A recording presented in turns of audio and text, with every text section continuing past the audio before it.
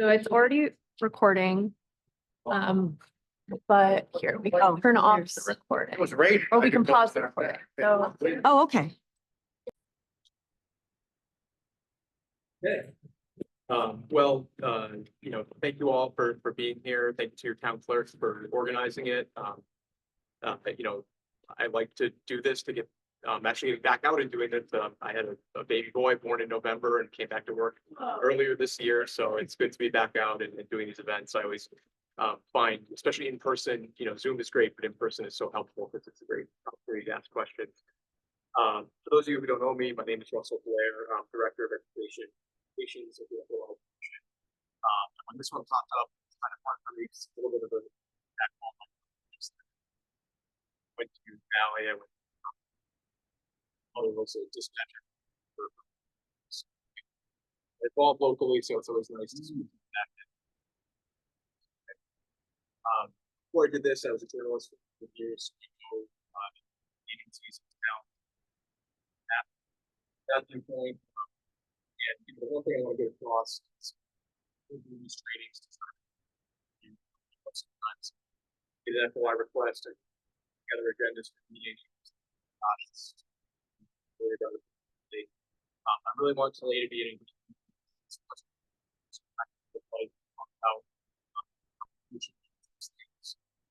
Really try to keep down council cities and state agencies that are pretty minimal. So you do it right.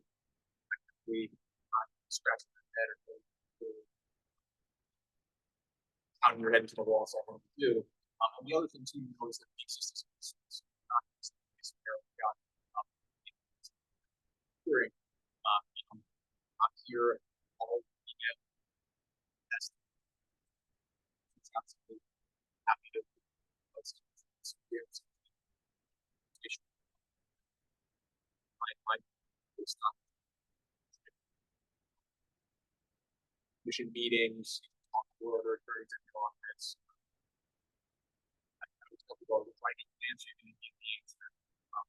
I give you some guidance. Whenever I do a presentation, it's 30 seconds. Okay. So FOI in Connecticut was years with this law. Make a point to say the law is the law. It's not just a great idea, it's not just a concept. It's the law, but other laws. Look at that. Somebody it is.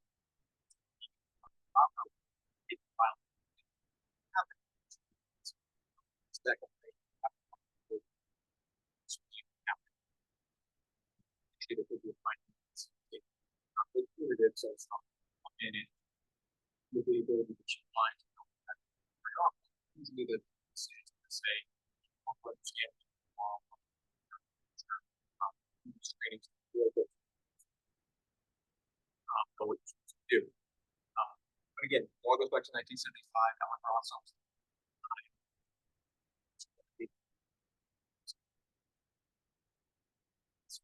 Secrecy.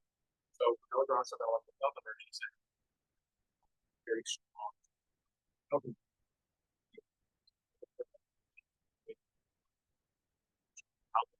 Decisions. Step back for a minute. Right now, who is it? So the meeting here now talking about both of what projects are maybe not necessarily deep version thing going on now.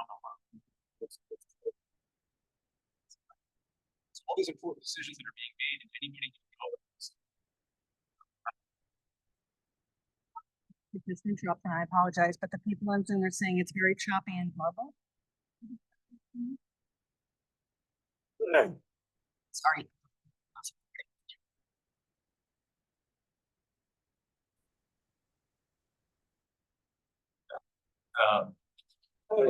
So anyways, as we were talking about, FOI sort of was spurred out of this idea that, we want to have transparent government. We want to be able to see people make decisions, whether it's on the state level, local level. The important thing to know about FOI in Connecticut is it really falls into sort of two different categories. The first is that public has the right to attend public meetings. As they're talking about, if they're talking about changes to the high school, people can go to those meetings and learn about what's going to happen. The second part is people have access to public records. So people can make requests for records that detail how decisions were made, who's communicating with who, how is the town spending its money. So FOI really falls into those two categories: the meetings piece of the law and the records piece of the law. And we'll go through both of those. But one thing I always like to talk about, for starters, is some of the things that are not part of FOI. Oftentimes there's certain things people will think are part of FOI, and I have to explain to them, no, that maybe these things, seem like they could be part of freedom of information, but they're not. The first one comes up a lot, is that there's nothing in FOI or any other Connecticut state law that gives anybody the right to speak at a public meeting. So you can have public participation at your meetings. We encourage it. I think it's important, especially in smaller towns, for people to really be able to be engaged, in their government. But you don't have to have it. If you choose not to have public comment, that's not an FOI issue. Or if you want to limit your public comment, people only get 3 minutes per speaker.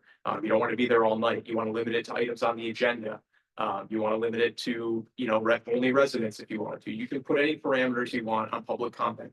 And there's nothing wrong with that from an FOI standpoint.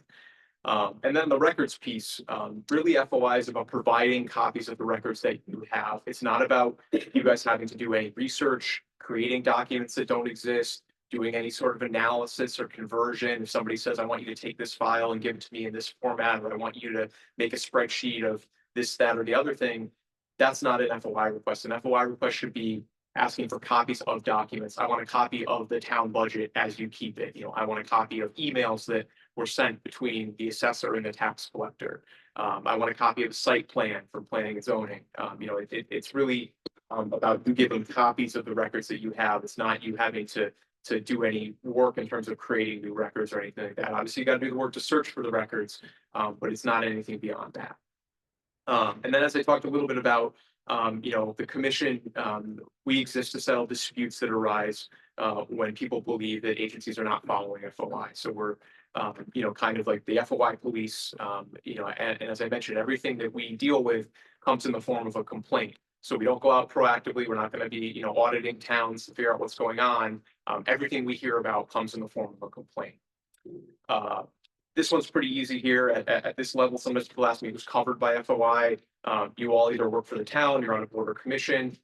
So you're part of FOI. You are part of a public agency, whether you work for a town or you're on a board or commission. One important thing to know with things being covered under FOI is that it also applies to subcommittees. Sometimes people think, gee, we have a let's say a 7-member board and we create a 3-member subcommittee. So that's not the full board, right? That subcommittee can do whatever they want and they don't have to follow FOI. Wrong. If you create a subcommittee and give them some kind of task, if you're planning and zoning committee made a subcommittee to look at affordable housing, that subcommittee would still have to do agendas and minutes. We'll get into all that. But basically, the way to think of it is, you can't delegate away your FOI obligation. So if the first selectman is covered under FOI, they can't create a committee that doesn't have to follow FOI. If you create something that is either advising you or giving you recommendations or taking some sort of action on behalf of an office or a board, that group is covered by FOI. So we'll talk first about the meetings piece of FOI. First important thing to talk about is definition of what is a public meeting. There's a few key things in there I like to point out, just because it could be a little tricky, especially in the age of Zoom and technology and email and texting. But what the law says is that a meeting is any hearing or other proceeding of a public agency, any convening or assembly of a quorum of a multi-member public agency, and any communication by or to a quorum of a multi-member public agency, whether in person or by means of electronic equipment, to discuss or act upon a matter over which the public agency has supervision, control, jurisdiction, or advisory power. So a few things in there. Quorum is really the key thing that you want to remember. That's really what makes something a meeting. There is that other piece about a proceeding.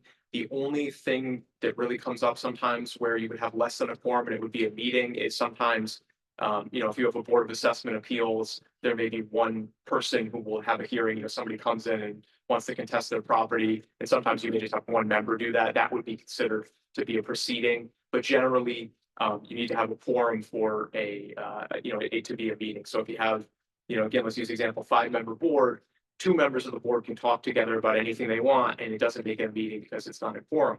Once you get to 3 members, once you get to the amount of people who could make a decision on behalf of the board, that's what we're thinking about. You know, it's a majority of the board together and they're talking about something that needs to be done at, you know, at a public meeting. And has that changed recently?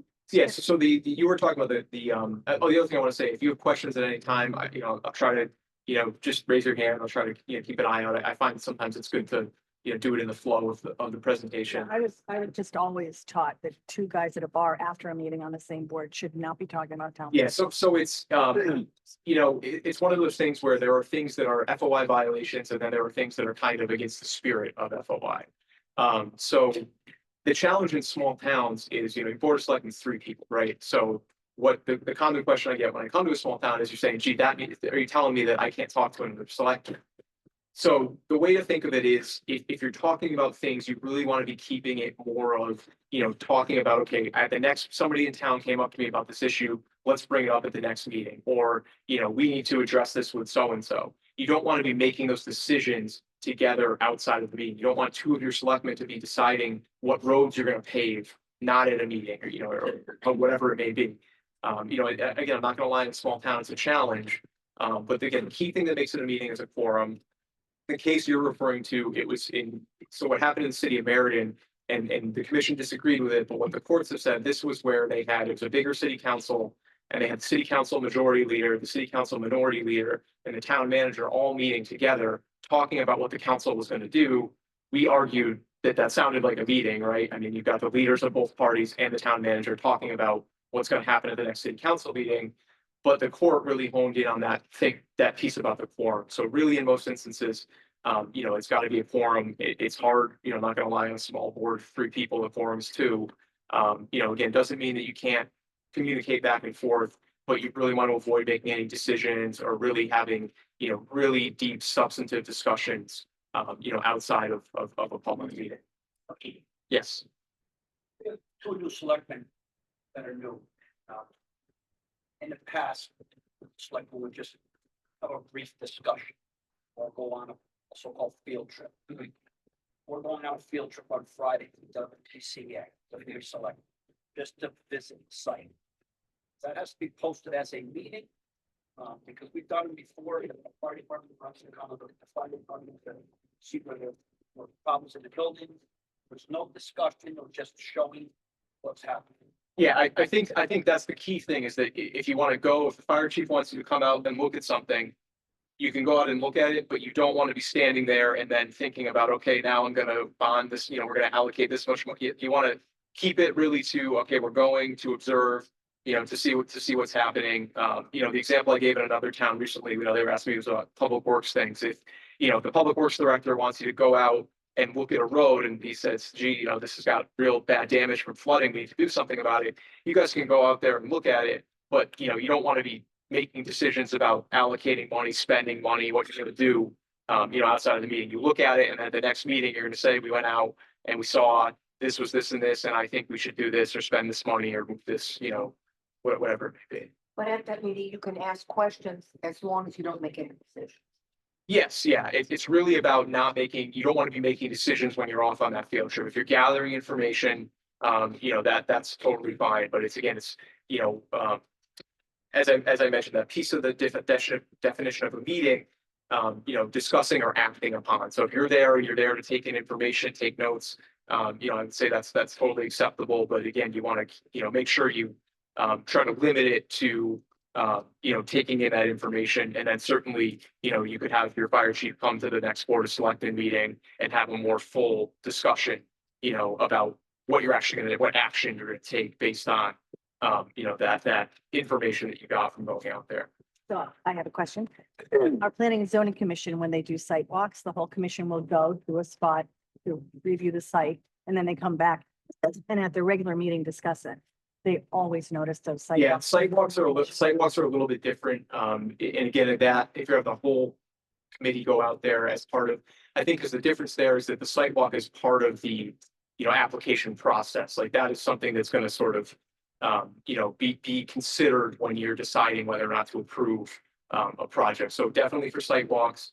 It's a little bit different, I think, than what you're talking about with a field trip with the selectmen, but inland wetlands, same thing. If your inland wetlands commission goes to look at a property, and remember the quorum rule is the key thing there. So if, what happens sometimes, what people will do is, if less than a quorum go out to the, they could go out and they could report back to the full board, or members could go, differently. One person goes at one time, one person goes at another time.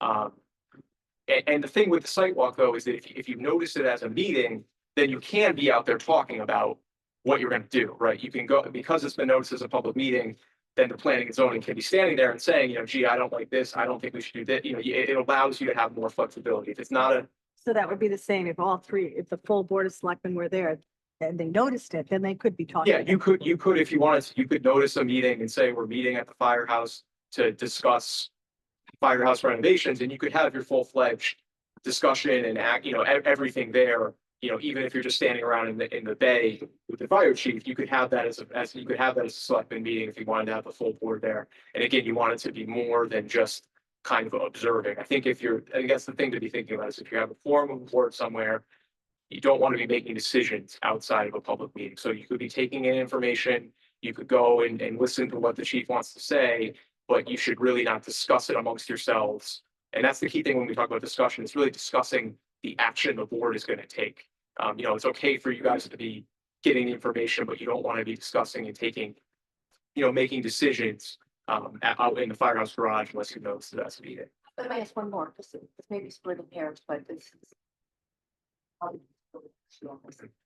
Let's say you're gathering information, and I'm thinking of the select, because that's what we're doing. One of the select goes and gets a bunch of information. Can we have a meeting without noticing it to communicate the information as long as you make no decisions?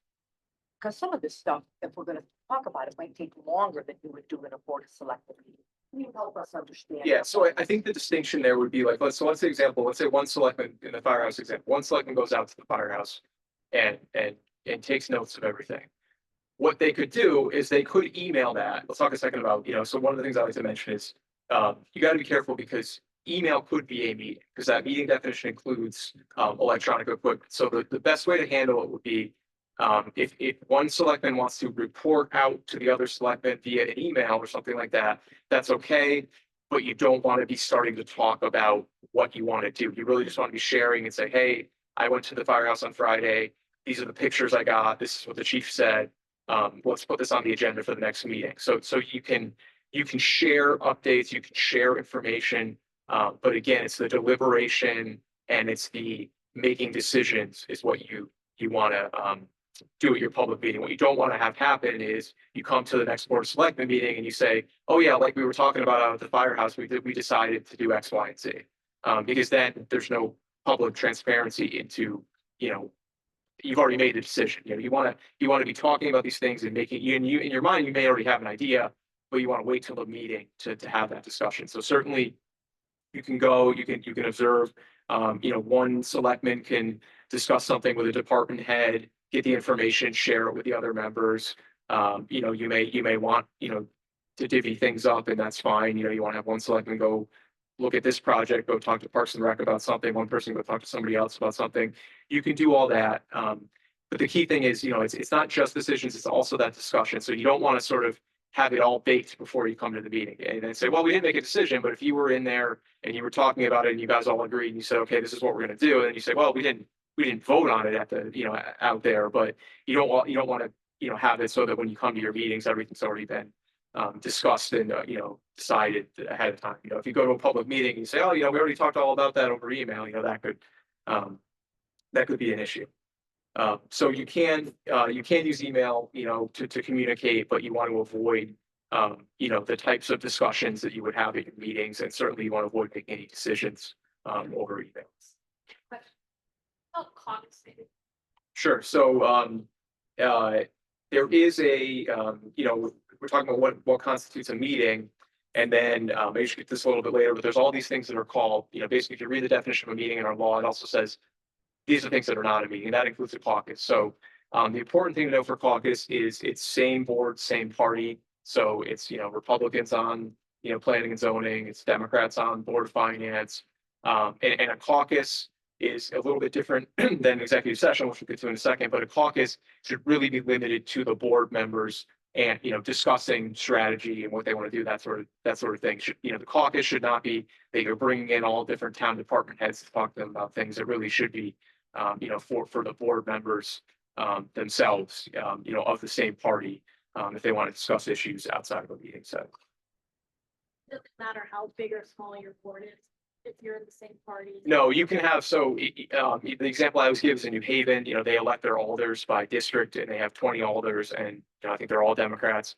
All 20 of those Democrats could meet as a caucus, even though it's the entire board of alders, because they're same board, same party. So that provision was really put in the law for the legislature, because if you think about it, the legislature caucuses all the time. The Democrats in the House want to get together and they want to talk about what bills they're going to, work on. So it's a little bit different at the local level. Sometimes it seems a little bit, odd, but you could have a majority of a board if they're of the same party caucusing, and then that is okay, even if it is enough, enough of them to make a decision. So if you have two Democrats on your board of selectmen, they can caucus and talk about things and it doesn't make it a meeting. But if you had a Democrat and a Republican together discussing things, then it would, it could potentially be a meeting. So it's the smaller towns and the smaller boards is where it really gets kind of difficult. But yeah, caucus, thing to remember with that, same board, same party, and there's no limitations on what you can,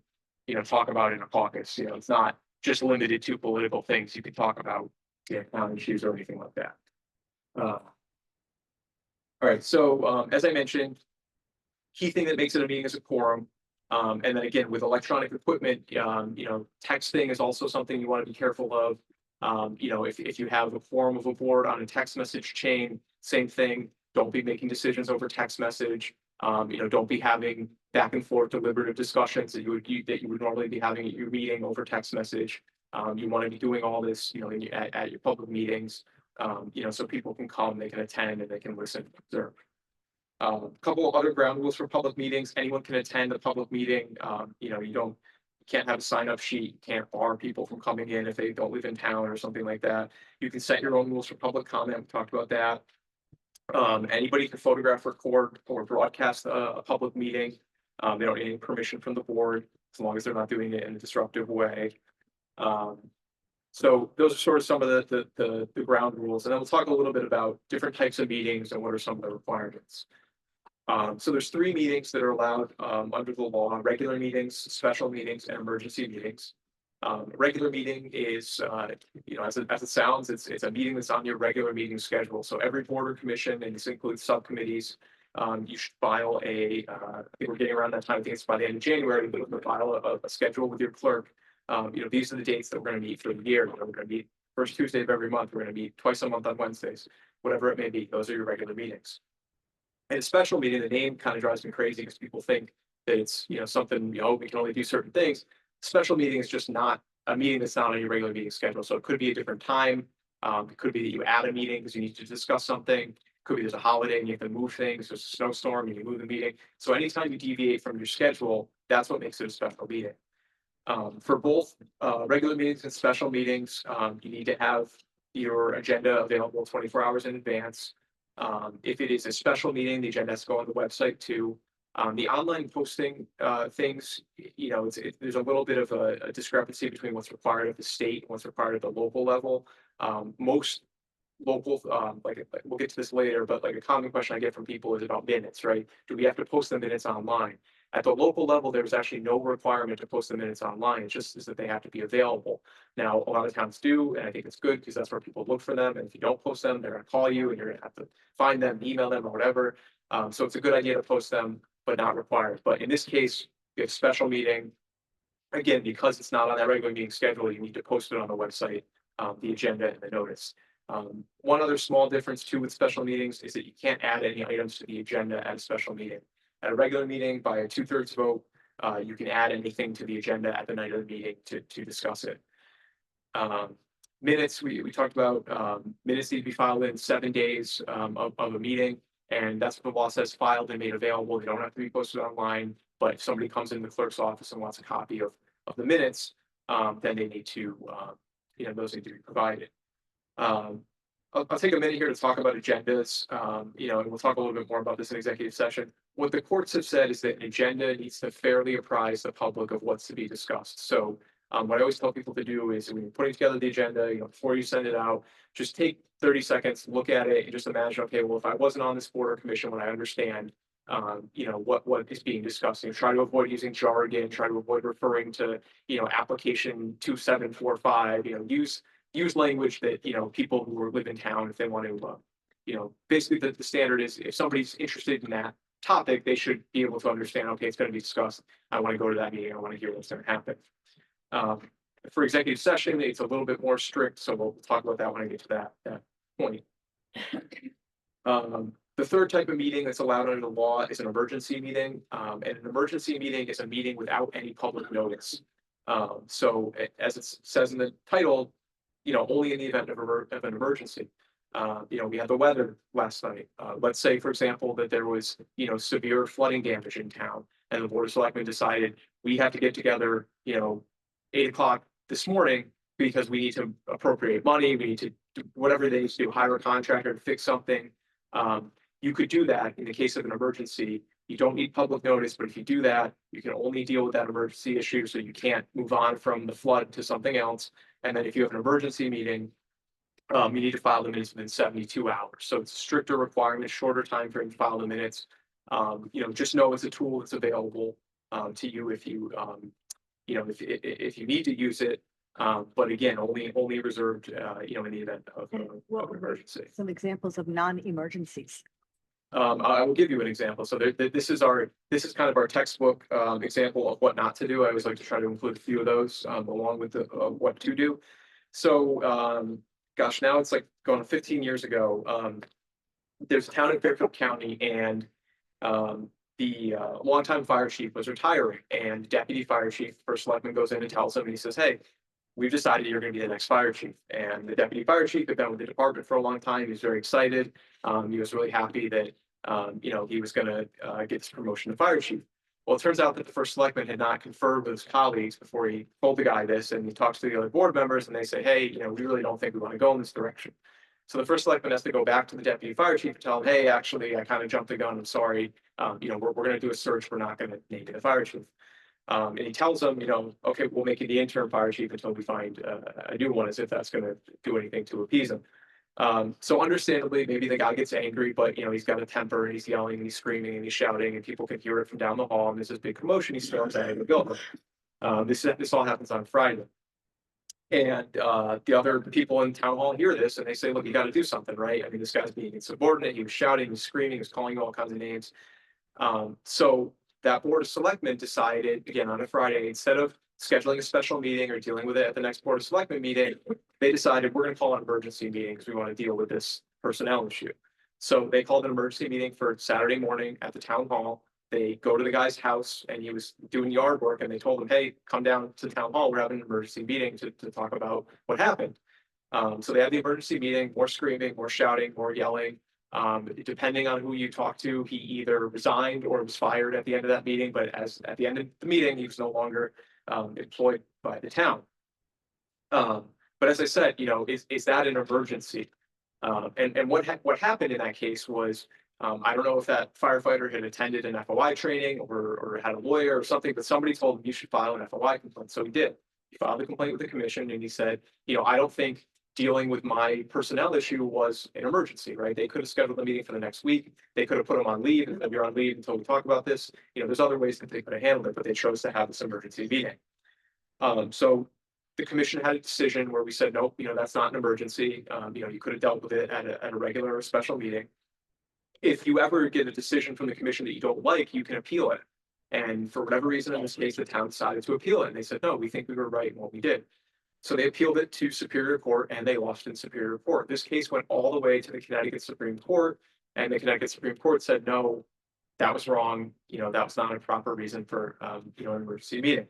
So I don't know if any of you work in human resources or anything, but think about this for a second. So, step back. So one thing that the commission can do is we can nullify actions taken at a meeting if we determine that it was an improper meeting. So if you had a secret meeting to approve a planning and zoning site plan, we could say, nah, you know, you got to do it again in public. So in this case, the commission said, you got to do this guy's meeting as a public meeting. So he was, you know, fired like several years back before the Supreme Court decision came.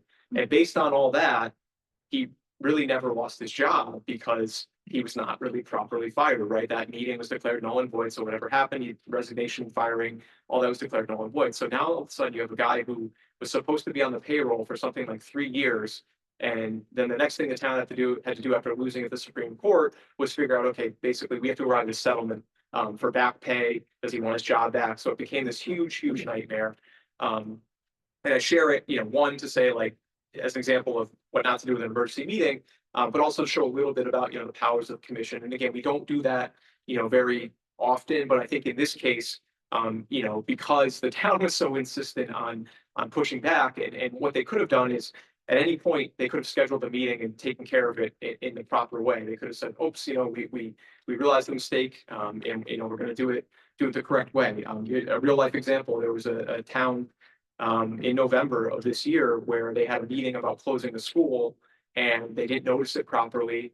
People got really upset, right? Because they were upset that they didn't have a chance to attend the meeting about the school closure.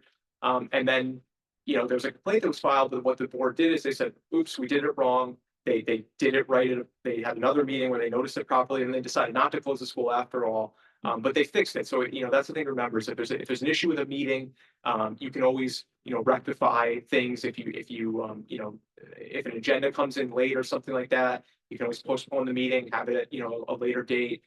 You know, if there's an issue with a vote in a meeting, you can always, you know, you don't have to wait for us to rule on something. You can decide, okay, we realized we made a mistake. You know, that vote was not done properly. We're going to do it again at the next board of selectmen meeting. So you can always fix those things if need be. Do we have a Yep, question? Tony was wondering if someone wants to remain anonymous but comment, can they remain anonymous? Is that a meeting? And then being a small town, there's a lot of times someone knows the person, they can be named in minutes, or should that remain anonymous? So I think you know, if you want to have a rule that people have to give their name, you could have that rule and you could tell people if, you know, you don't give us your name, we're not going to allow you to do public comment. So it's, you know, it's up to you what you want to decide. If, you know, so it could go either way. If you want to let them comment, you could, but you could also say, no, we need everyone's name for that. Then another thing, I usually mention this later, but with minutes, you know, you don't have to put the public comment in the minutes. The only legal requirement for minutes is a recording of who was present and then any votes that were taken. So, you know, if you have 100 people come out for public comment, you don't have to put, you know, John Smith, you know, 14 Main Street said this, you know, and go down the list. It's really within the purview of the person taking the minutes, how much detail you want to get into. Is it in the public comment, if you didn't put names, would you still have to put like, you know, a discussion? You don't have to put any, you don't have to put But anything. anything, If you want to summarize it, you know, that would be fine. If you had a lot of people, you could just say, you know, there were a dozen speakers who, you know, were in opposition to the dog park or whatever it may be. It's really, what I tell people is don't let, you know, writing this huge novel of minutes get in the way of getting them in on time. The law says you have to have them within 7 days. We don't get into, you know, nitpicking about what's in it and what's not in it. So, you know, don't let the length delay you from getting them in. So it doesn't need to be a transcript. No, minutes do, yeah, it should not be a transcript. I do the minutes for our commission meetings and, you know, we keep them pretty brief. You know, what was the case? You know, what was the decision? Who voted which way? You know, that's pretty much it. So. so we wouldn't even have the back and forth, say, between board members about. So it depends, you know, if you, obviously, that's important information, so, you know, you may want to include certain discussion points. But, you know, don't, you know, kill yourself trying to include, you know, if it's a 3-hour discussion about something, you know, you're allowed to summarize, you know, you can use your best judgment, but the only requirements are make sure that the votes are in there. And then when we talk about executive session, I'll mention this too, but, if you have an executive session, you put who went into the executive session in the minutes as well. Yes. What about revisions? Somebody actually left out the word not or whatever it is. and you revise the minutes, do you file revise set of minutes, or in the next minutes just say what was revised and first? I think it's easy, if you can just do it in the next set of minutes, I think it's, because what you could do if you wanted to, if it was what I always tell people is, you gotta have the minutes, because they get filed before the board reviews them. If there's a major error or something like that, you may want to, file a new set of minutes for that meeting. If not, you could always reflect it in the following, the minutes that talk about the approval, you could say, the minutes were approved with the following modifications, and then, those minutes, people could go back and they could see any changes that were made. So you don't have to file a new set, unless you choose to, if there's like a really, if like a vote is wrong or something like that, you may want to. But otherwise, I think you could just reflect the changes at the next meeting. All right, so, next thing I'm gonna move on to, anyone have any questions? Anything else? Okay. We'll talk a little bit about electronic and remote meetings. Do you guys do Zoom meetings or hybrid or no? Not often. Well, it makes my job a little bit easier here. I, for one, like in-person meetings. I think it's nice to see the faces of the people that you're talking to. But during COVID, there was an executive order that allowed for towns to meet remotely, and some towns invested in technology. They're continuing to do that. Just know that it's an option that's available to you. So I won't go into too much detail about the requirements. There's a thing on our website, and it's in the handouts that you have. Just know there's a few extra things you have to do. If you have an electronic meeting, I talked about agendas are available 24 hours in advance. There's this rule that you have to have the link to the meeting 48 hours in advance, not the agenda, but just the link. So if you're going to have a Zoom meeting Wednesday night, by Monday, you should make sure that the link is out there on the website so people know how to access it. And then if you ever have a meeting where it's an online only meeting, so if everybody was on Zoom of a meeting of one of your boards or commissions, you would have to make a recording of that meeting and post it online in addition to minutes, but only if it's an online only meeting. If it's a hybrid meeting, if you have some people in the room, some people in Zoom, you don't have to do that recording. So only for for a online only. And then you still do minutes, even if you post a recording of a meeting, virtual meeting, you still have to do the minutes. The minutes are always required. All right, so the next thing we'll talk a little bit about is executive session. Executive session is part of a meeting, could be part of a regular meeting, could be part of a special meeting. You should always vote to go into executive session by 2/3. Make sure when you're doing the minutes that you reflect that there was the vote to go into executive session. An executive session is for discussion of certain issues. Again, discussion. It's not about taking votes. Any votes that you want to take, you got to do in the public session of your meeting. And the law says there's 5 specific things that you can discuss in an executive session. Go through those. The first is you can discuss personnel matters, and personnel matters. This means you're talking about appointing an employee, disciplining an employee, evaluating an employee. It's dealing with an employee or a group of employees. Sometimes people see personnel and they think, oh, I can talk about staffing budgets or things like that. It's not about that. If you're talking about adding new employees or something like that, it's at the budget time. It's not a personnel matters issue. This is dealing with more kind of human resources type matters. Important thing to know with a personnel executive session is that the person being discussed needs to be notified that they're going to be discussed. If you're disciplining your public works director at a board of selectmen meeting, you got to tell them, hey, we're having an executive session where we're going to discuss your performance. The person who's being discussed can request that meeting be held in open session. Sometimes people think that they have the right to go into the executive session. A lot of times, and that's not quite right. A lot of times they are going to be brought in. The board's going to want to talk to the person that they're looking into, obviously. But what the right FOI grants that employee is they could say, I want to have this discussion out in the open. Sometimes what happens is people think, they're going after me for political reasons. I didn't do anything wrong. I want to have this out in the open. I want my family to be able to sit in the audience and hear. I want the other town hall employees to be able to listen to what I'm being accused of, because I think it's not true. If somebody requests to have it in an open session, then you have to have that discussion in an open session. So that's personnel matters. You can discuss pending claims or litigation in an executive session. And this is like a lawsuits filed against the town.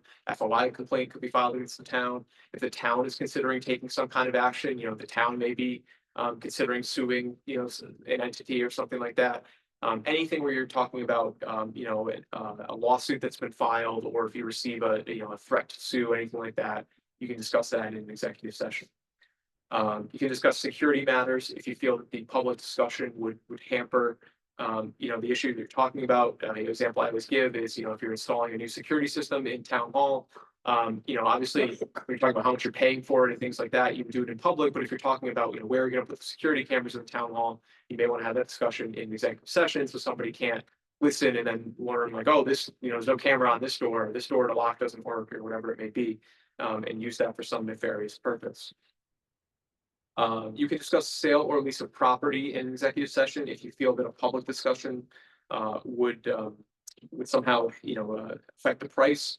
Let's say you guys decided you wanted to find a new location for your firehouse, and you're looking at parcels of land, and you decide we can spend $500,000 on a piece of land. You may not want to put that out there publicly, because maybe somebody has a piece of land that they would have let go for half that, but once they learn the Board of Selectmen can spend up to $500,000, they're going to want the $500,000. It's like if you have a contractor and you tell them, oh, my budget is 10,000, it's all of a sudden, oh, okay, everything's going to be $10,000, right? So you can have that discussion in executive session. Again, once you sign a lease or you buy the property, you do that with a vote in a public session.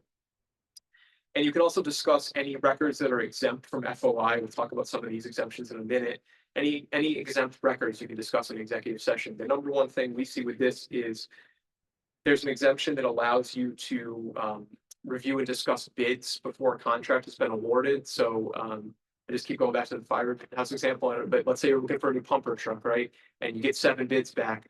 Board of Selectmen could meet and they could review those, discuss them, do that in the executive session until they award a contract. Once again, public vote to award the contract, and then once they award a contract, somebody could ask for a copy and say, I want to see all the different bids that came in. But until you award a contract, or you end negotiations, let's say you don't like any of the options and you decide we're going to go back out to bid again, at that point, you would also need to disclose, who was involved in the first round of bidding.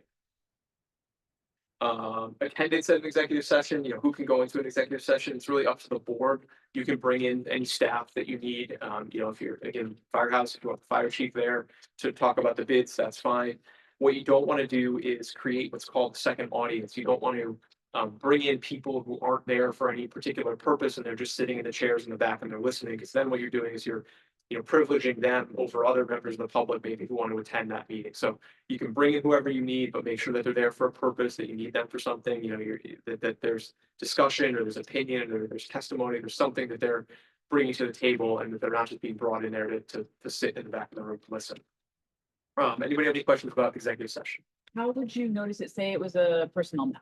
How would you notice that in the agenda? Sure. Executive session for personnel matter or So, litigation, or how detailed do you get? Yeah, I'm glad you asked that, because that's an important. So again, going back to what I said, what the courts have said is you have to fairly apprise the public. So our standard is, you don't want to just say the reason for the executive session. So you don't want to just say executive session personnel. But you don't need to go so far as to identify the employee necessarily. So if there's, let's say there's an investigation because money went missing from town hall. You could say personnel matter, town hall employee investigation or something like that, or let's say, the example I give is a lot of times teachers, right?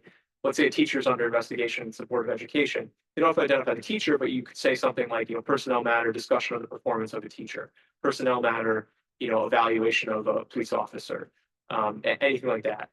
When you get to in a smaller town, when you have fewer people, it's harder, because if you're evaluating the fire chief, people know who the fire chief is. So things like that. If it's a department head or like those types of employees, I would think you maybe don't always have to identify them, but it might make sense, because I don't know how to explain that you're evaluating the fire chief without saying it's the fire chief. So again, the key thing is, you want to, what I always tell people is, the public doesn't have a right to be in your executive session, but they have a right to know what you're discussing. So they have a right to know something's going on in the fire department, they're talking about it. They're not going to know what the board thinks of it or what action they may take or what the details of the alleged incident are, but they should know that there's something going on that's being discussed, in this department or at this So they agency. should know, hey, we're talking about a teacher, there's an issue, but they don't have to know the teacher. Exactly. They don't need to know the teacher. They don't need to know what the allegation, anything like that. You're allowed to, and the same thing goes for, like with a lawsuit, for example. If you're talking about a lawsuit, you should put, executive session, pending claims and litigation, the Jones lawsuit or something like that, reference the case you're talking about, but you don't need to put that we're talking about offering a $500,000 settlement in the, you don't need to disclose your negotiating position. But you should give enough information so that somebody can understand, oh, they're talking about that lawsuit that's been filed. But on that, what do you do when they come out? So you come out of that session, Mhm. do they have to publicly make the decision in public forum? Yeah, the decision would need to be made in public, and the challenge is that you don't, what you don't need to do is you don't need to rehash the executive session when you're talking about what your vote, what vote you're going to take. So let's use the teacher example. Let's say there's a, sexual misconduct investigation involving a teacher and the Board of Ed wants to suspend the teacher. You could say something like, based on the discussion in the executive session, we're going to vote to, place so-and-so on administrative leave, or, based on the discussion in executive session, we're going to appoint John as the new fire chief, whatever it may be. So you don't have to disclose the details of what you talked about, but you would need to, the vote and what your action you're taking needs to be made public. I'm actually going into executive session tonight with meeting because we are in the process of hiring someone. Mhm. And so tonight, we're reviewing resumes. Okay. And reviewing a procedure of like how we're gonna hire this person. Could that be executive? Yeah, that would be executive session under the personnel, because you're talking about appointing or hiring somebody. And one thing I'll note too is that I talked earlier about, the minutes of the people who attend the executive session. The only caveat to that is that if you have job candidates, you don't need to put them in there. So, if somebody from another town is looking for a job and you guys are interviewing them in executive session, you don't have to put Okay, so their name there so that. like in the public that these are the people who applied for. the No, job, you- if it but- makes their old job. could- Exactly right. But, let's say it's you're looking for a new public works director, you should put, executive session, personnel, discussion of the appointment of a public works director. And you don't have to identify the candidates or anything like that, but then people know, oh, okay, they're talking about hiring a new public works person, and you could do that in executive session. Well, to line with all of this. So, You said you were talking. about- yeah, well, so, Obviously, there's one. So it's do you say employee of the firehouse? Like, do you make a broader reference? So, we'll talk about HIPAA in a second when we talk about the records piece, but I would think for, I guess the only instance where I could see that coming up on an agenda is, if you're talking about like somebody's medical leave or something, for example, you wouldn't need to identify, discussion of the fire chief's, cancer diagnosis or something like that. You could say, discussion of the, of the fire chief's employment, or discussion of the fire chief's, whatever, the performance of the fire chief or evaluation of the fire chief, something like that. I think that would be the thing with HIPAA that always gets a little, where it gets a little confusing is that HIPAA really, if you read the law, it applies only to healthcare providers. It's about healthcare providers not giving out our information. So really, it's only there is an exemption where that would fall under. But HIPAA is really going to be more for medical records. Where that would probably fall is there's an exemption for certain personnel records if it's an invasion of the employee's personal privacy. So that's probably where that would fall in. If it's, it's not HIPAA because you guys are not the healthcare provider for the person, but if, there's emails or something where an employee is talking about, I need to take sick time because of this, this, and this. If somebody made an FOI request for those records, you would be able to redact information about the person's illness. There's a case from the Connecticut Supreme Court, back in the 1990s, involving a teacher where somebody requested attendance records. And what the Supreme Court said is, if somebody's out on sick leave, that needs to be disclosed, but you don't need to go into the detail of, why the person is out on leave or diagnosis or things like that. Does that help? Yeah, I just think that what you're speaking, it seems like I would know, especially in the small town, like, oh, the fire chief, and then it's on the, like it just, how do you? Yeah, I mean, a lot of this in a small town, it's harder. I think it was just, discussion of the employment of the fire chief, right? I mean, that could be anything. That could be that you're extending you're gonna give a raise, you're gonna extend his contract, you can fire him, and I think something like that would be vague enough that, people aren't gonna necessarily know that you're talking about a medical leave or something like that. We'll talk a second, in a minute about that whole balance too of privacy. Russell, we have another question in the chat. Can staff be asked to leave during an executive session, like the recording secretary or an enforcement officer? Yeah, the attendance is up to the board. So if the board wants the recording secretary to leave, that's up to them. I think that, if they're there for a purpose, again, that's the key thing. If you need them there, for a certain purpose, you could have them in there.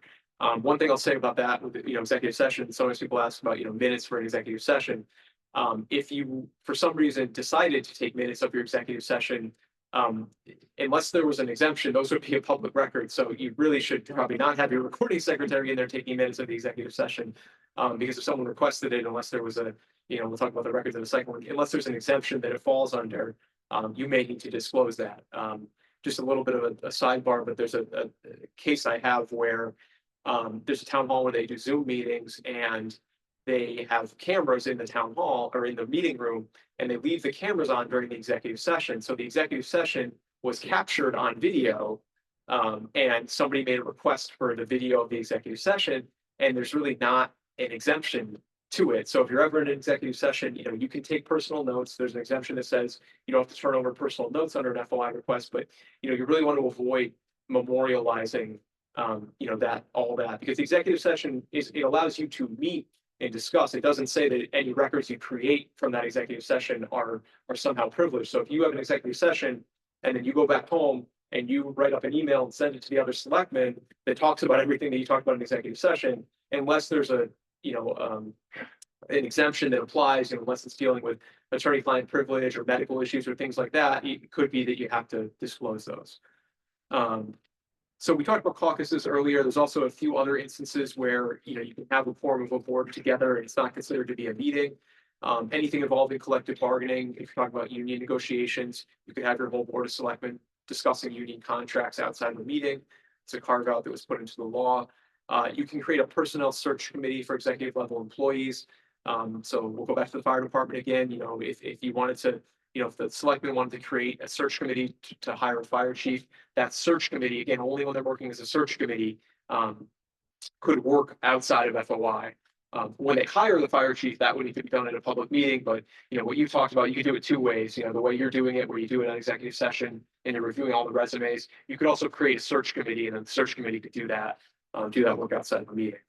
And then the other instance where you can have a quorum together and it's not a meeting is if you're in a chance or social setting, you're at the restaurant together, you're at the bar together, you're at the muster together. The key thing with that is that I'm not going to lie and say, never do it or it never happens, but you want to try to avoid discussing your board business when you're at those events. If you're at the muster, talk to people, say hi, and they're going to ask you about things. Oh, it's this thing on, try to steer the conversation away from, what decisions your board is going to make. You really want to just be, what you want to really avoid is what I call parking lot meeting, which is, meeting ends. And then out in the parking lot, there's the whole board together and they're all sitting there and they're talking. And somebody could file a complaint based on that. They may not even know what you're talking about. You guys may be talking about where you want to go to dinner. But imagine this: you're planning, you're for planning and zoning. You do your presentation on your site plan, and then they say, okay, great. Well, we're gonna think about it. Then you see them all in the parking lot. You may say, gee, I think they're talking about my application, and I'm not able to hear what they're saying. So you really just want to be careful to avoid that. It's one of those things where it's just the appearance maybe of that you're doing something improper. It doesn't mean you can't be friends, you can't talk. It's a small town. Everyone knows everyone. But when you're in those settings, just trying to avoid to the best that you can, conducting your public business when you're in those social settings. And the last thing about meetings, minutes, we already talked about that. The only requirement is, the votes that are cast, and then if there's an executive session, the attendance still required, even if there's a recording of the video. And again, it's up to you how much you want to put into it. You don't need to go on and on and on. Brevity is great if you can do it. The challenge is, and I know in some towns, people who do public comment have gotten used to having their name in the minutes all the time. And if you don't do it, they're going to say, oh my God, what happened? But it's up to you. You have the ability to decide, how much time you want to put into the minutes. Certainly you want to capture the spirit of the meeting, but it doesn't need to be a transcript. So that was a lot on meetings. Anyone have any other meetings questions? No? Okay. I find with the smaller towns, that's a lot of the interest is in the meetings piece, but we'll also talk about, some of the public records piece as well. What's important to know, about public records is, by law, basically anything that deals with your town of Deep River business is a public record. I'll read the definition for you. It says that public record is any recorded data or information relating to the conduct of the public's business prepared, owned, used, received, or retained by a public agency, or to which a public agency is entitled to receive a copy by law or contract. And except as otherwise provided by any federal law or state statute, all records maintained or kept on file by any public agency, whether or not such records are required by any law or by any rule or regulation, shall be public records. So basically, if it deals with, your employment for the town, if it deals with your board or commission, it's a public record. And the way FOI in Connecticut works is unless there's either another state or federal law, that's where, HIPAA comes in, or FERPA with education records, unless there's another law that says you shouldn't give this out, or there's an exemption within our law, and we'll talk about some of those. Unless you can point to where it says, I don't have to give this out, you have to give it out. So the presumption is always on disclosure. It's really up to the towns to, if you don't think you should disclose something, you need to sort of find, okay, where does this fall into? Is it a personnel record? Is it a, is it a HIPAA issue? Is it an attorney-client privilege? And you should be thinking about that, when you're looking at the records, what are the potential exemptions that could apply? One important thing to note is that where the record exists is not a factor. It's really the content of the record. A lot of times I get questions about, I use my personal cell phone, I use my personal email, are these public records? If it deals with your job or your role on the board or commission, it's public record. So if you're texting a fellow board member about a project, those texts are public records. If you're emailing from your, personal Gmail account about meetings or things like that, those are public records. Now, it doesn't mean that I or anybody else is going to come grab your phone and look through it, but it means that if you get an FOI request, you would have to go through your phone and find, okay, where are the text messages that I've sent that are related to my public role, or what emails have I sent that are, germane to what I do on a board or commission. So just keep that in mind. It's okay to use personal devices. Most small towns you have to, right? They're not going to have cell phones to give out to everybody or to create email addresses for everybody.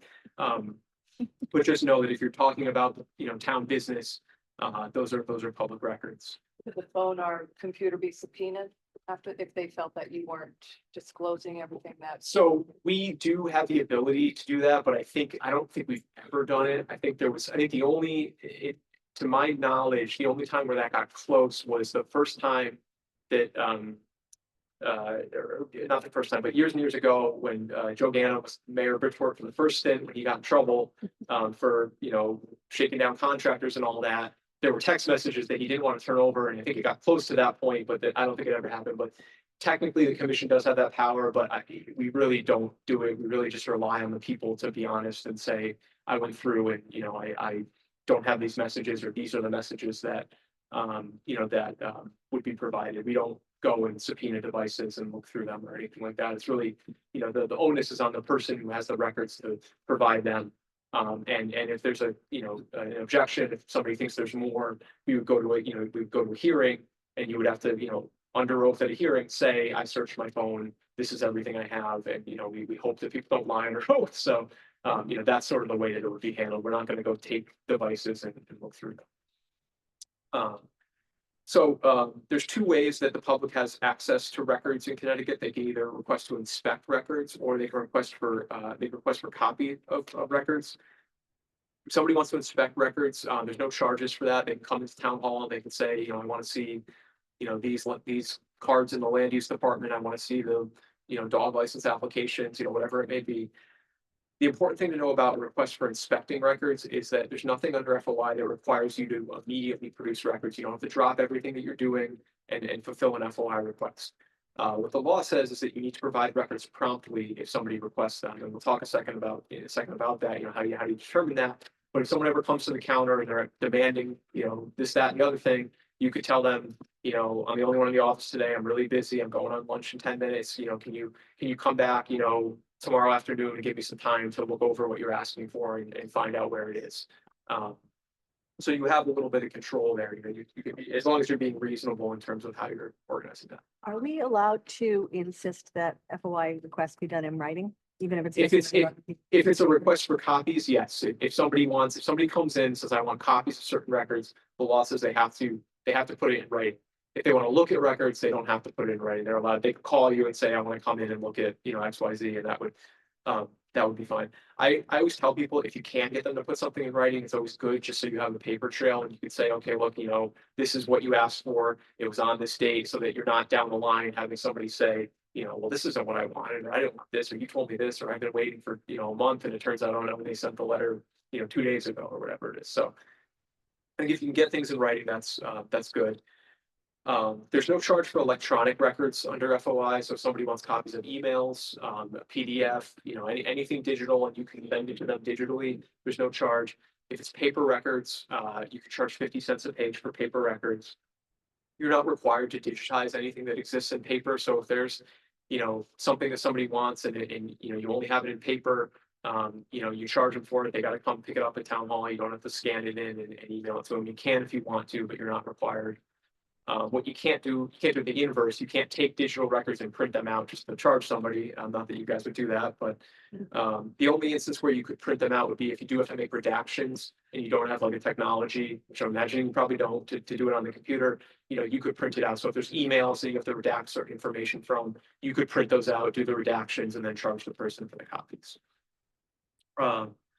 As I mentioned earlier, again, records requests, it's about providing copies of public records. It's not about doing research. It's not about, creating something that doesn't exist. What I always tell people is, you are giving the person the records, but they still have to do their homework. Whatever they want to do with them, that's on them. But you're just giving them the copies of the records. So you're not having to create a spreadsheet for them. You're not having to, if somebody asks you for a list and you don't have that list, you can tell the person, we don't have that list, and you don't have to create it. If that information is in 15 different documents, you could tell them, okay, here are the 15 things where that information is, but they have to compile it themselves. And the same thing goes for, sometimes we get people, especially in bigger towns, outside companies that want to get all this data, and then they want to sell it. Something, I got a call from a police department last week where, there was this law firm that's now making a request every week for all the accident reports, because they're calling up all the people who got in a car accident and saying, hey, you need a personal injury lawyer. So in that case, you have to give them the accident reports, but what the request was for was they wanted a list of everyone who was in a car accident in that town. And the police department doesn't, keep that, right? They don't write down your name. Oh, this person was in a car accident today. So same thing, if you ever get a request for somebody who wants, I want the grand list and I want it in this format or this way, or I want, tax records and I want it with this Excel and this and that. You don't have to do that. Whatever you have is what you give them. If it's a PDF that is flat and they can't manipulate it, you say, that's the PDF we have. We're not going to format it for you. They have to do the work themselves. Based on that example you just used, did you bounce somebody up the chain? Like if you come to the police department, say, you want traffic stuff, can I say you, well, we fill out a state form called the PR1, so go to DOT and get that. So what it's where I run into this a lot of times is like you guys, when you have a resident state trooper, right? Sometimes the records exist in both places. If you have the record, you can't push somebody off and say, oh, you have to go get it from, from somewhere else. So if DOT gives you a copy of a record and you keep it, then it becomes your record. And if somebody requests it from you, even if it originated from somewhere else, it still is your record if you have it. So if somebody makes a request of a record from you, if you have it, you have to give it to them. If you don't have it, if DOT gives it to you and you throw it in the trash can or something, then you don't have it anymore. But if you have it, again, that's what the definition So I says. fill out DOT's form and give it back to DOT. If you did that, then I you, give them what I filled out. but if you don't have it anymore, if you fill out a form and you give it to DOT and you don't have it, then you don't have it. But it's really Push them up the line. anything that you could suggest, you could tell them, and this is what I ran into in another town with a resident state trooper. Some citizen had made a lot of requests to the town. I said to the town, you could tell them, look, I think you might get it quicker if you go, you could tell them that. You could say, look, we're a small town. Maybe if you request it from the state, you'll get it faster. You could do that, but you couldn't, deny their request or refuse it if you had it. So there's no time frame. That when we're contacted. And X amount of days, why did I think 4 days? So that's the next thing I have right on here. So you're right on track. So there is one time frame in the law, and if you take nothing away from today, number one important thing to know you do have to acknowledge a records request within 4 business days of when you receive it. So 4 days, and again, acknowledgement just means you tell the person, we've gotten it, I've gotten your request. I'm going to work on it, whatever it may be. You don't have to give them the records within 4 days. And this is like, in some ways it drives me crazy, but I've kind of come around on it a little bit, is that the law just says that records need to be produced promptly. And all the time from towns, from requesters, people, journalists, everyone's asking me, what does that mean, right? Because, chances are the person wants the record immediately, right? And you're like, oh my God, I got all this work I'm supposed to do. How am I going to do this? So there's an advisory opinion from the commission from many years ago that, we don't really define promptly, but we talk about the factors that we weigh. So if we ever have a complaint that deals with promptness, was Deep River being prompt in fulfilling this FOI request? These are the things our attorney will look at to make a determination. Includes the volume of records requested. So if somebody makes a big request, we understand that's going to take longer. The amount of personnel time necessary to comply with the request, how many hours is it going to take to do this? Is it really complex? Does it require somebody going up into the attic to search through, boxes to find something? The other time constraints that the agency is under, I had a call from an assessor yesterday and they got a big FOI request, but they're also trying to finish the grand list. So obviously, they need to finish the grand list by the end of the month. So maybe in January, the FOI requests are going to have to go to the back burner for a little bit. That's okay. It's really meant to be this balance, this reasonableness standard. Some tips I can give you if you get a big FOI request and you're thinking, oh my gosh, how am I going to get this done? You can always ask the person to narrow their request. Somebody wants 10 years of records. You could always go back to them and say, hey, how about I give you the last 2 years worth of records? And then you tell me if you think you need more. If somebody asks for, a lot of times, like there's a project or something and somebody will say, I want everything related to the project. If you're on that board or commission, you may know, well, we just did a report about that, right? We have a pretty comprehensive report. You could go to the person, nothing stops you from going to the person and saying, hey, here's a report we just did on this topic. Why don't you read through this and then let me know if there's still additional information that you're looking for. It's difficult because you can't deny an FOI request because it's too big, unless it's so broad in scope that you don't know what they're looking for. Give me all the firehouse files. You could say, what does that mean, right? They do have to identify the records that they're seeking, but there's no limit on how much information somebody can make in an FOI request.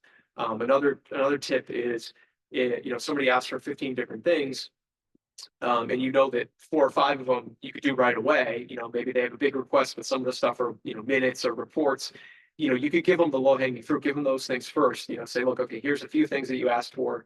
And, I'm going to work on the rest of them. And what I find, another thing I do is I review all the complaints that we get. And a lot of times the reason people file a complaint is because they're just not getting any response. They get the acknowledgement that you talked about within 4 days, and then they just get nothing at all from the town. So the more that you can either, give people a little bit here and there, explain and say, look, this is a really busy time of year for us. We're doing this, we're doing that. The more that in some ways, people sometimes I think get nervous about communicating with an FOI request, or it comes in and it's kind of this, oh my gosh, you get your back up. But try to the best of your ability. Sometimes the people are difficult. We get difficult people too at our hearings and our commission meetings. But the more that you could try to explain to the person, what constraints you're working under.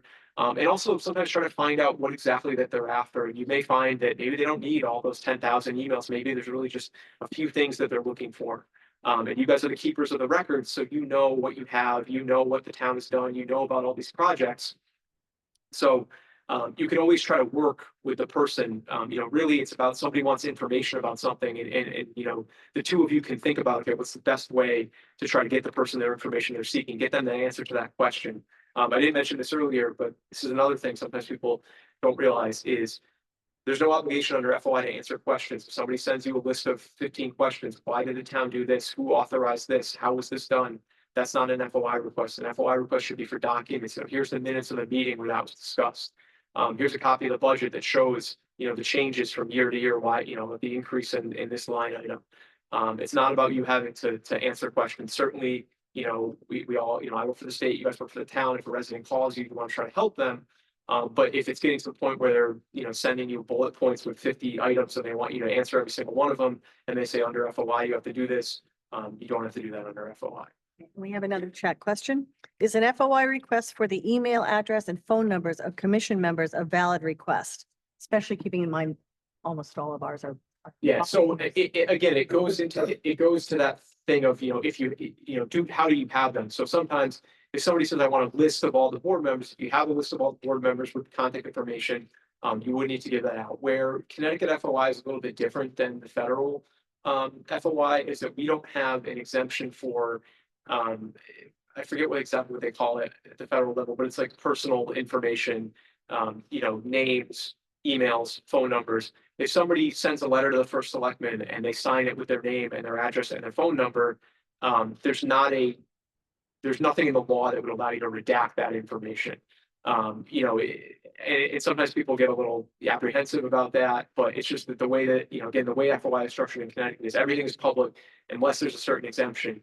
And there's not really an exemption for, that type of information. What I have suggested to certain, towns is that if you do get a request like that, you could always ask the board members, is there a number you prefer that we give or something like that? But if somebody, if you have contact information for your board members, which you do, you can't deny a request for that, but you could always talk to the board and say, okay, what phone number are you most comfortable, with me giving out, or what email, how do you want people to contact you?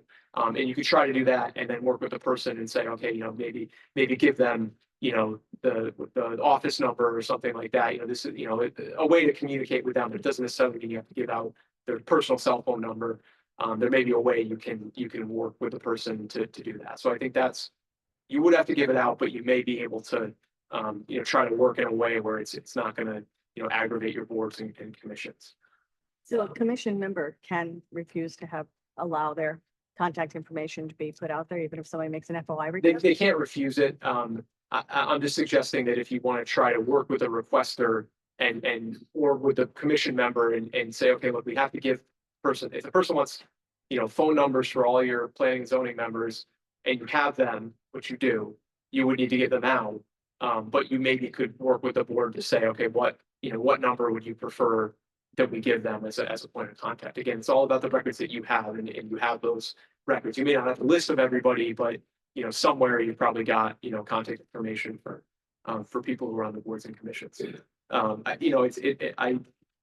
kind of the boards and commissions are sort of a thankless job, and I understand why people sometimes don't want to have all their information out there, but again, the way FOI is structured in Connecticut is that if the town has it, it's a public record, and unless it falls into one of these things we'll talk about, it would be public. So there's one instance where you wouldn't have to give out some information that for the board members that we'll talk about in a second. So again, as we talked about, everything's a public record, unless there's either an exception, which means another state or federal law that says don't give it out, or there's an exemption within our law.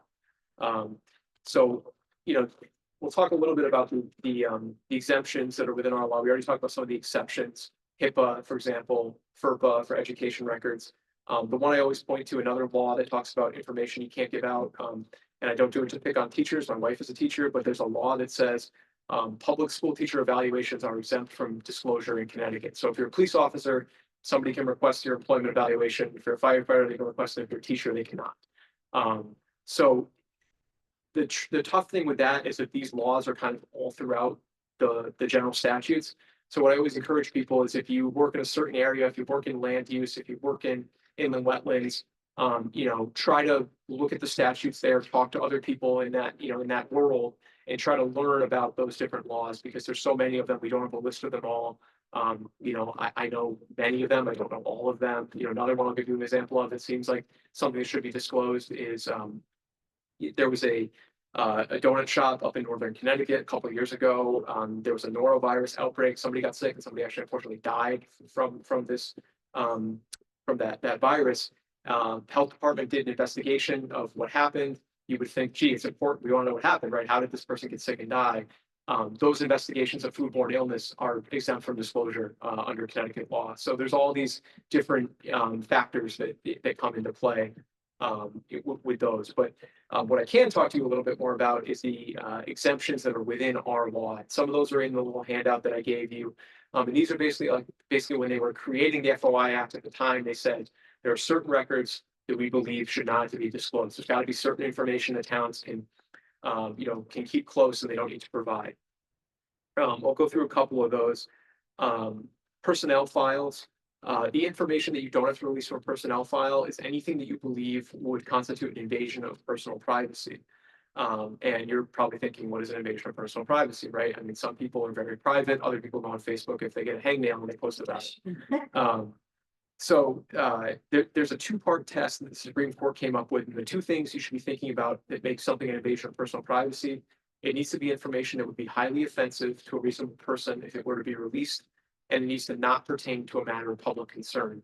So typically, we're talking about, things involving an employee's family, things involving medical records. What doesn't fall under there, and sometimes people think would be, if there's a disciplinary investigation and someone's found to have committed some kind of wrongdoing, they may not want that information released. It may be offensive to them if it's released, but it's a matter of public concern, right? We need to know what our public employees are doing. If someone's doing something wrong and they're disciplined for it, there's a public interest in knowing about that. If you ever get a records request for some personnel file information and you think that there's a privacy concern, kind of like the executive session, you go to that employee, you tell them, we got a request for your personnel file. There's things in here that I believe you would object to disclosing. And then they get the final say on whether or not that information gets released. So they have the ability to say, no, I don't want the town to release this. And then you don't release it. And then if the requester wants to pursue it, they would have to file a complaint and go through the commission process.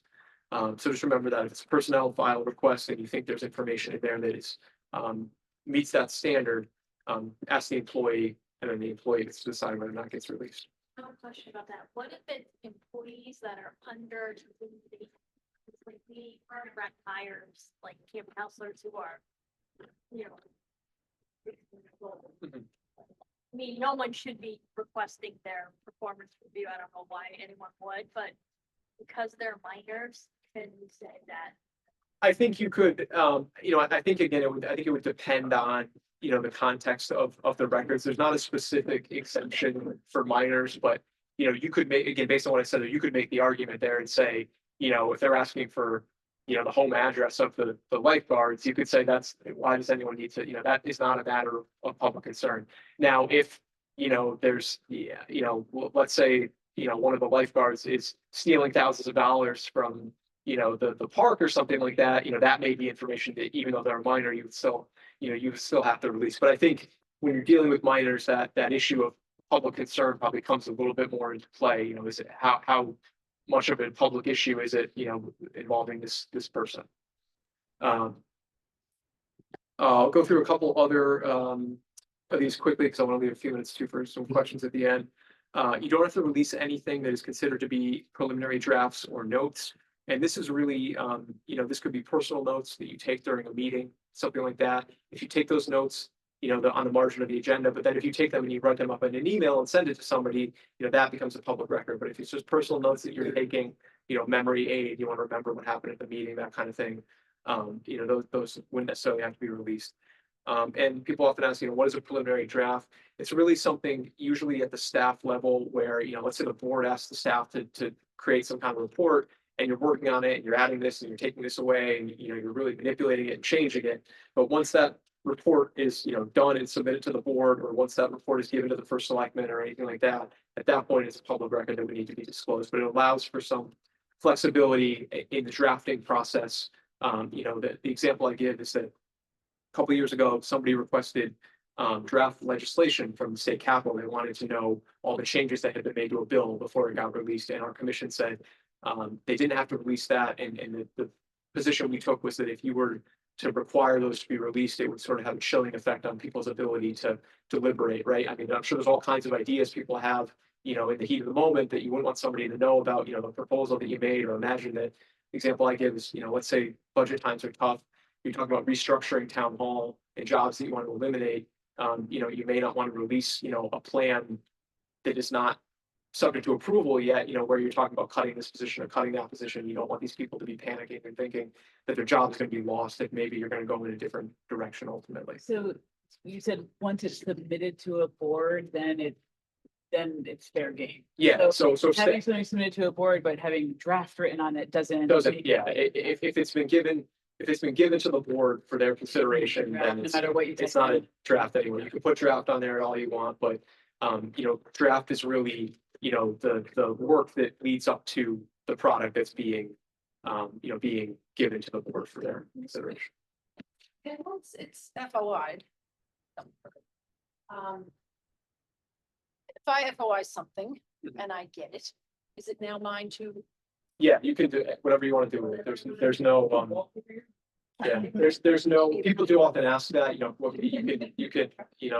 can give it to the world, I You can could make publish it in the copies, and hand newspaper, them I can out, do whatever I give it want to the with it. newspaper, you could put it on your website, there's no, we are in the business of giving out information, so there's no ramifications, under FOI in terms of what you do. There could be others, right? I mean, it could be something else, civil matters or lawsuits or something like that, if somebody wants to try, sue you or something like that, if they think you're libeling them or what have you, but under our law, there's no issues with that. Just one more question about that draft one. Sure. So you talked about subcommittees meeting, whatever they're doing has, sub FOI-able. Mhm. But so with the draft aspect, so if we have a small group getting together, they draft something, if they email it to each other to review more at home or something like, now is that an electronic record? And I think as long as you're still, you can have electronic drafts of something, that's fine. The key thing is when it becomes ready for a decision to be made. So in this example, we're talking about with the restructuring of town hall, right? Once there's something where let's say the board of selectmen create a committee and they want them to come up with a plan. Once there's a document that they say, okay, we want your guys, what do you think of this? Do you accept it? Do you reject it? Do you want to change? Once it is together in its form and given to the selectmen for action, that's the key thing, is that once it goes to a board or commission or a chief executive for some kind of action, that it's a final document. Even there could be future changes that could be made. The first selectman could look at this and say, no, I don't like it, go back and do it again. But once it's, submitted and ready for some action to be taken, it's a public record.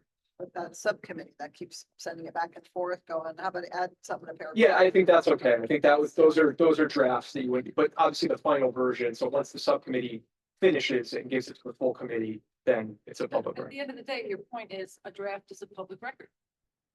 Well, there's an exemption for drafts, so you don't have to release a draft, but once you, and the draft is a tricky one, because it's a lot, sort of in the eye of the beholder, right? But once it is to the point where you're gonna do something with it, you're gonna make a decision based on it. And that's why we have the hearings, that's why we have attorneys in our office that deal with these, they're gonna look at it, and they're gonna look at the definition of what is, the best language I can give you is, what it says in the statute is, advisory opinions, recommendations, and deliberations comprising part of the process by which government decisions and policies are formulated. They reflect that aspect of the agency's function that precedes formal and informal decision-making. So once you're in the mode where, once you get to the point where you're starting to make decisions, then it needs to be a public document that needs to be released. If you decide to,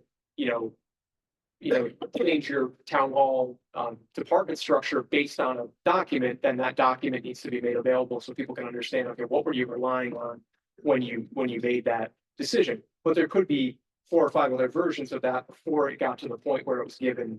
But it's tricky. Yeah, that's a tough one. I have a question on that. So what if you're formulating what you're gonna put in that draft in a meeting, like you're having a working session? So how is a working session where you have the whole group together talking about it, different from like a public meeting or? I would argue that if you have the forum of your board together talking about something, it would be the only way you could get around that would be the right. So I think a working session, I would advise against that because it sounds like a meeting if you have a forum of the board there. What you could do is, if you wanted to, you could have a meeting, you could have an executive session, and you could say in the executive session, we're going to review the draft, whatever it is, and then you could review it in the executive session. But again, once you finish it, so let's use your subcommittee example. I mean, a lot of times, committees will draft the things in public if it's not a controversial thing, but let's say they decided they wanted to do it in executive session. That subcommittee, you could put an item on the executive session, discussion of draft, water pollution control authority plan. You could discuss the draft and work on it and change it and all that. But once you finish that draft and gave it to your board of selectmen or what have you, then it would need to be released. So it allows for, really, a lot of times it's more staff work. I know you guys are a small town, so you don't have a lot of staff, so the boards are doing a lot of the work. But it's really meant to allow for, frank discussions, ideas to be shared, to not sort of chill the government process before you get to the point where something's going to be considered for action. Once it's considered for action, then people need to know what you're going to do, but they don't necessarily need to know every piece that went into it. But once it becomes, in its final form or its, form where you're going to take some action based on it, people need to be able to know what were the documents that you were relying on to make that decision. But So which meaning of if the you- reasons for an executive session would that fall under? The last one about you can discuss any documents exempt from FOI. So some of the other exemptions that I'll mention, attorney-client privilege. So that's the same thing there. If you had a legal memo from your town attorney, you could review that in executive session. There's an exemption for documents that you believe would pose a security risk. They were disclosed. So if security upgrades, if the board of selectmen want to review, schematics about, town hall security, you do that in executive session. So any document that you would need to release via an FOI request. So if you believe that draft, you didn't have to release it, you could review and discuss that draft in an executive session.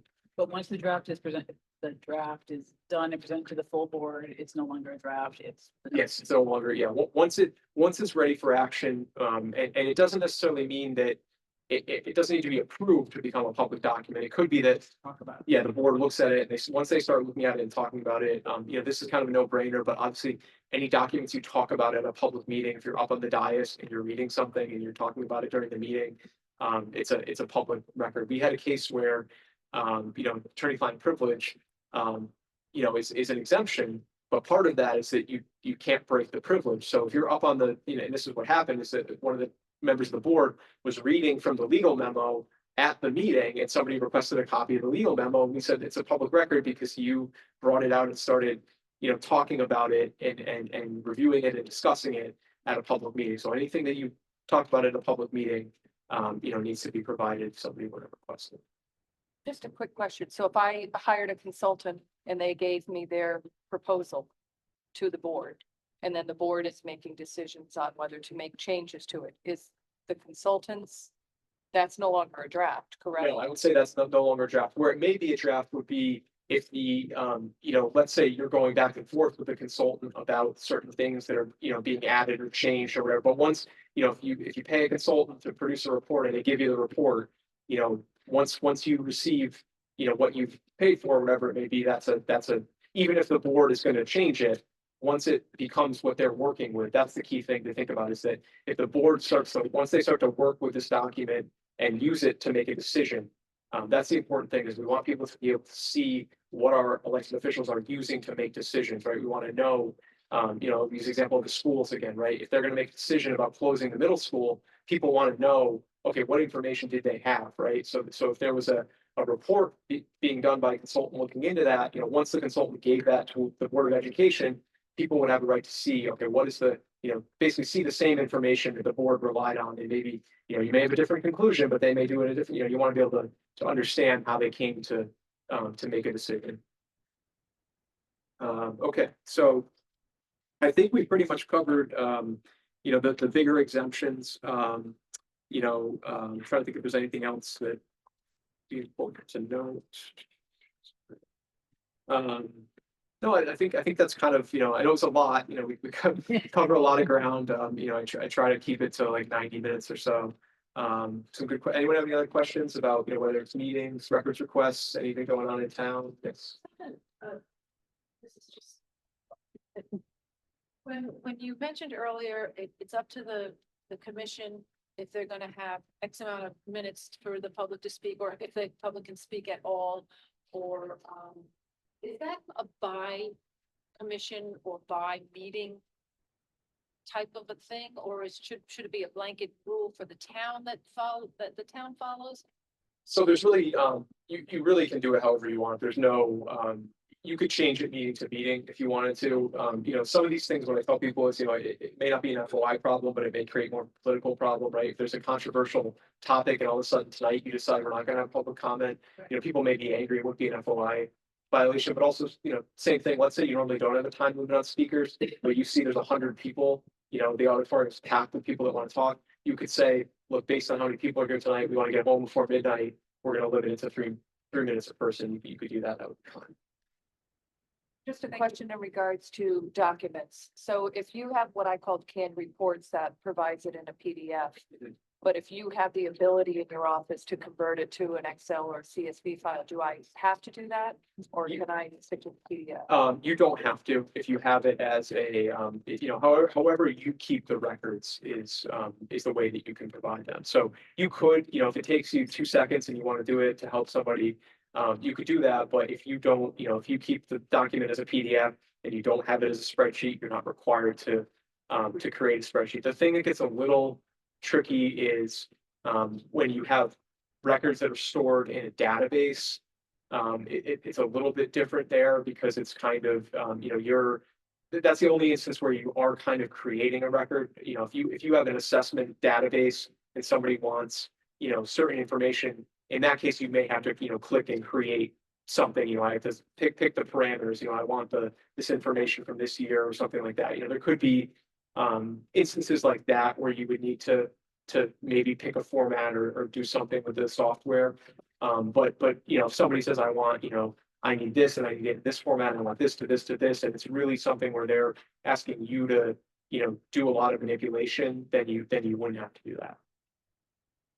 All right, I'll just leave you with this is a little story that I like to share, just kind of as a another what not to do under FOI that some of you may find a little interesting. It talks about email. We talked again about emails or public records, and sometimes in the world of you're working, you're emailing, we're not thinking about everything that we send as public record. Tom Hennig, who had this job before me, had a little thing on his desk that said, "When in doubt, don't hit send." So this is an appropriate story for that. So this goes back a couple of years ago. It was the law department in one of our big cities. Everybody's working remotely, during COVID. And in this case, the law department was looking to hire a senior legal secretary, and they were reviewing applications, reviewing candidates. And one of the people in the law department is writing to a colleague about this job search, and he says to his colleague, "I would like you to reach out to the candidate on behalf of the law department to thank her for her interest in the position and to inform her that we went in another direction. I feel that you have the most experience in our office for handling these types of discussions after many years of breaking off relationships with your past girlfriends and flings." And the subject of the email, subject line of the email was "Let her down easy, Playboy." I'm probably thinking, okay, how did this, how did Russell find out about this? Why is it part of an FOI training class? So what happened was the lawyer who got the email was in court on a virtual deposition with somebody who was suing the town. And the person suing the town saw it flash up on the guy's screen, the email, "Let her down easy, Playboy." He made an FOI request for any email that has, letter in the subject line. And, the lawyer was embarrassed, but it's a public record and it had to be released. And in this case, actually dealt with the public's business. They're talking about a job search. And that was the way that they chose to do it. So, just share that at the end to just sort of be reminded not to be afraid to use email to send jokes. Okay, it's fine, but just remember, when you're sending an email, you're creating a public record, and unless there's an exemption, that's the main thing. FOI is structured differently in different states, but in Connecticut, the presumption is really on you. If you get an FOI request, you have to give it up unless you can point to where it says that you don't have to. So any other questions, everyone? Yes. So I've had other training and, they mentioned you're allowed to charge per page for. Yep. But then you also can make an exemption if somebody claims they can't pay. Is there? So there is a thing in the law about, people like an indigent standard, but you are the one that gets to decide that. The only one that has a calculation is if you're incarcerated. There's a certain thing about how much, if you have so much money in your account or something like that. But if somebody walks in and they say, "I want a fee waiver," you can decide.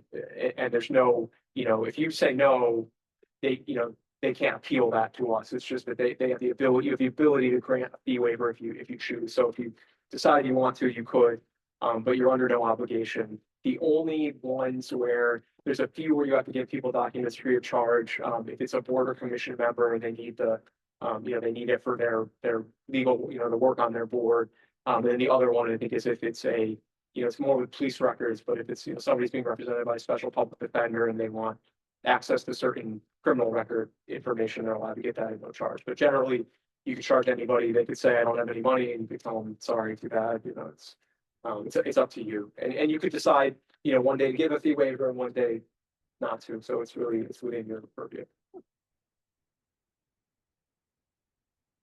Good. All right. I will give you my phone number. Please, call with any questions. I will try my best to get you an answer. If I don't know the answer, I will try to find somebody who does.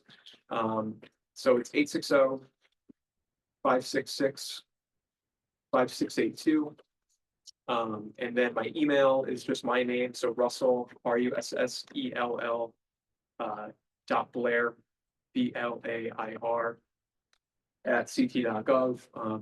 If you're unsure about something, I'd rather talk to you and talk through it than have you guess wrong. I hate to see sometimes when, some people use FOI as kind of a political tool and, they want to sort of get you to do the wrong thing and then they can file a complaint and, they're off to the races. So, please call if you're unsure about anything and we can talk about, what to do. And if you get a records request and you're not sure what you need to give out, give a call to and we can talk through it. So. Thank you, everyone. I hope you found this helpful. Thank you. There's still plenty of pizza.